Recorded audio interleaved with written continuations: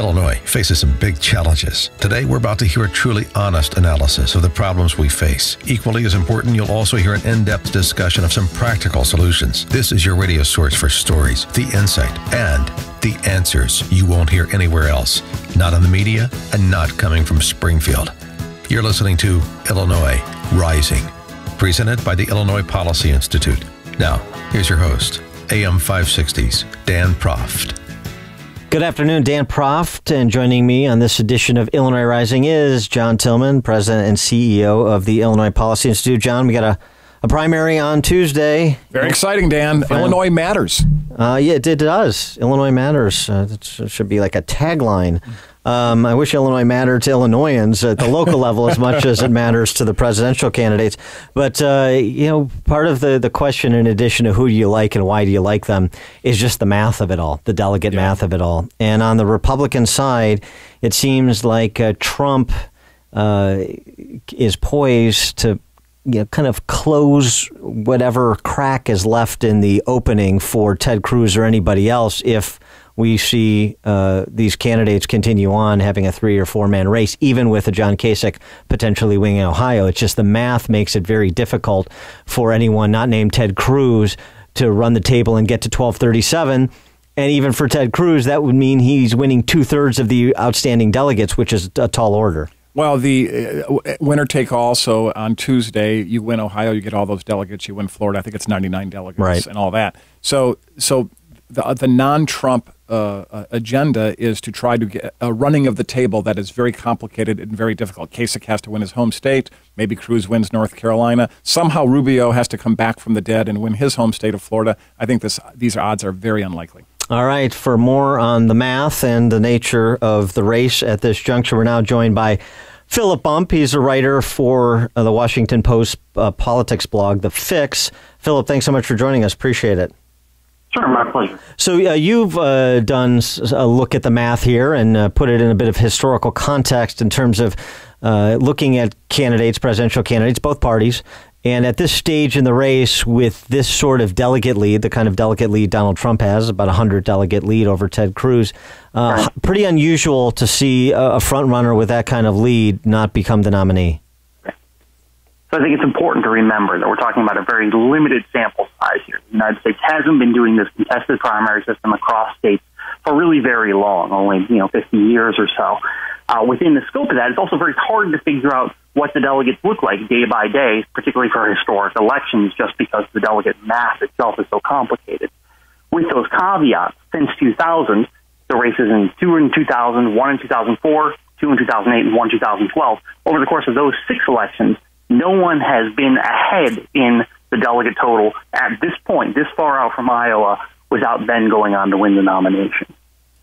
So that must make Donald Trump feel very good, and he can begin to start putting the gigantic Trump sign across, designing the Trump sign that'll go across the top of the White House and up and down the Washington Monument. Is that what we're saying is next? Yeah, I don't know that he needs my help to feel very good, but it's worth pointing out that this is because many of these contests weren't that complicated, right? Al Gore and George Bush in 2000, both of them had challenges, but both of them fended them off fairly easily. 2008 on the Democratic side is the closest contest we've seen, but that was sort of resolved before it got to convention. If the Republicans want to fight this thing, it may not matter how big Donald Trump's lead is, just because there are so many processes involved in actually doing the tallying. So my question for you is, as of today, the non-Trump delegate count is 598 to Trump's 458. If somehow there's a split decision on Tuesday, is it possible Trump could have the lead but not have the 1237 you need to win going into the convention? Yeah, it's certainly possible. There's lots of ways this can break down, particularly as the field stays splintered on the Republican side. There are lots of ways you can do the math and lots of things that can happen, right? We're seeing big shifts in how people feel about candidates fairly quickly at this point. So, yeah, it's definitely the case that they can go into the convention and Trump could have a significant lead, but not enough to actually get the nomination outright. How does splitting Florida and Ohio change that? So if he wins Florida, Trump, and Rubio is out, and if Kasich wins Ohio, have you done any of the back of the envelope in terms of trying to project out delegates from there? Yeah, it's worth remembering that Florida and Ohio, they're winner-take-all states. There aren't a lot of winner-take-all states left, actually. Florida itself is 8% of the total delegates you need in order to win the nomination. Ohio slightly less. So if Donald Trump wins Florida, that's the big prize. It's very hard for him not to win the nomination at that point for a variety of reasons, including delegate mass, but also including he's knocked out Rubio. He's a very strong candidate. He continues to win races, right?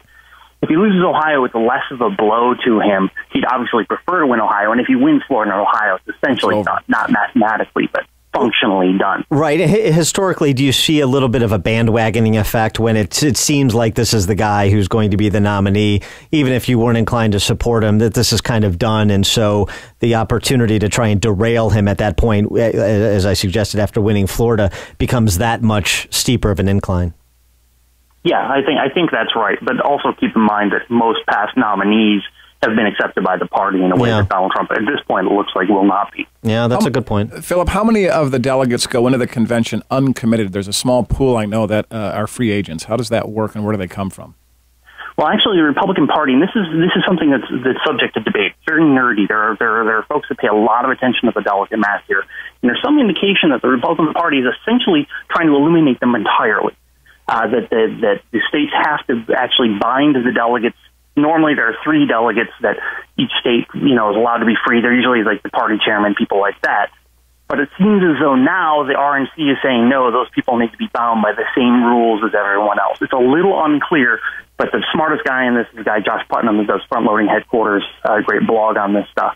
He seems to think, and got clarification from the RNC, that there really aren't going to be any people who are unbound, which is definitely to Trump's advantage. Now, that's interesting. I didn't know that. Yeah, I find that fascinating. Now, on the other side, it's different. And, it's just to underscore this point, Bernie Sanders pulls a surprise victory over Hillary in Michigan and comes out of that with fewer delegates than Hillary Clinton.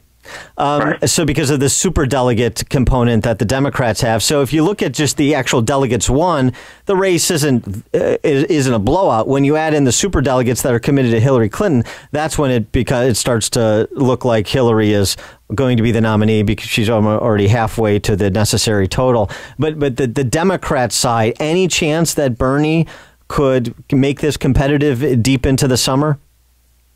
Yeah, there's certainly a chance. Yeah, definitely. I think, too, he's got a ton of money, and that's normally one of the limiting factors is that, people stop giving to people who look like they're going to lose. That because there are consistently these close races, it keeps it looking like he's in the hunt. It looks very much like 2008, right, where Barack Obama got out to a quick start and then just stayed a few steps ahead of Clinton the whole way along. So Clinton kept doing fundraising, kept staying in the fights. The difference this time is she had all the superdelegates back then, too, but the superdelegates were convinced, hey, the people want Barack Obama, and so they all went and backed Barack Obama eventually. Slow process. This time, Hillary Clinton's got all the superdelegates, and she's got that lead, so I think it's less likely that the superdelegates, as of now, are going to bail out. Yeah, that's an interesting analogy to Obama and Hillary in 2008. Philip Bump, he's a writer with the Washington Post politics blog, The Fix. Philip, thanks so much for joining us. Appreciate it. My pleasure.